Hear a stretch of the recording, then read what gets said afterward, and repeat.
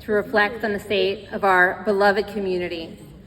Let us pause to invoke the spirit of unity and resilience which defines Macon throughout its rich history. From its humble beginnings as a trading post along the Ocmulgee River to its pivotal role in the Civil War and Civil Rights movement, Macon has always been a beacon of hope, progress in the heart of Georgia. As we remember the pioneers and visionaries who laid the foundation for our city, from the industrious settlers who established Fort Benjamin Hawkins to cultural trailblazers who gave birth to Macon sound and music, a soulful blend of rhythm and blues that echo across the nation. What a blessing. Before I continue, I want to say a huge thank you to this city and to all of you.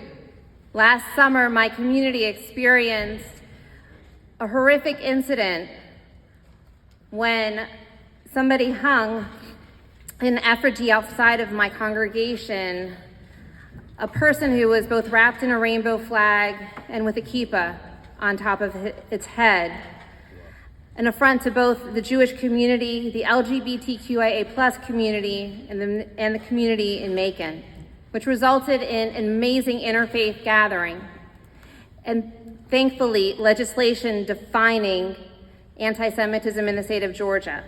And I would like to say a huge, huge thank you to Senator Kennedy and his entire staff for working so tirelessly on that legislation, and for the entire Macon delegation for voting to have it passed.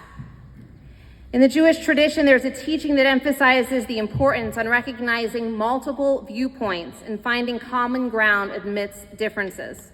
It reminds us that unity does not mean uniformity. Rather, it requires us to embrace diversity and seek understanding across divides.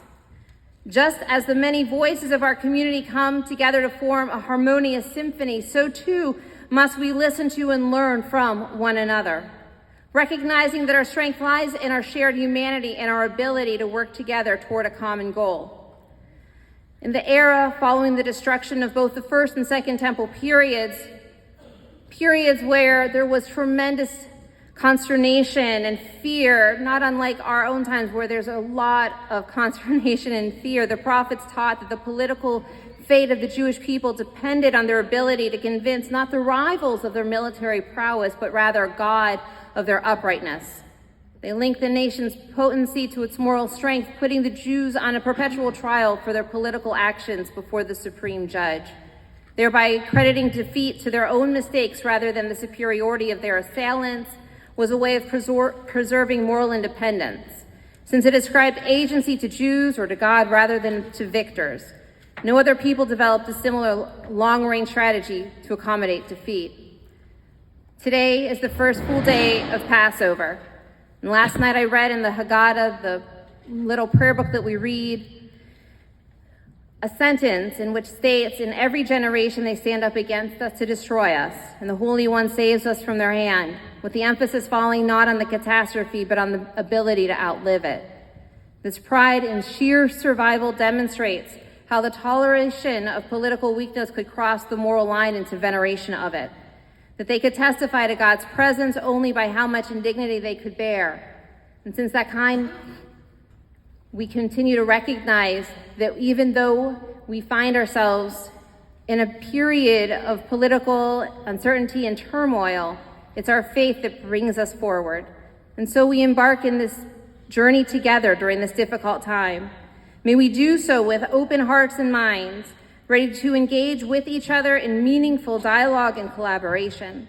Let us seek out opportunities to bridge divides, building bridges and in forging connections that will strengthen the fabric of our community and ensure a brighter future for all.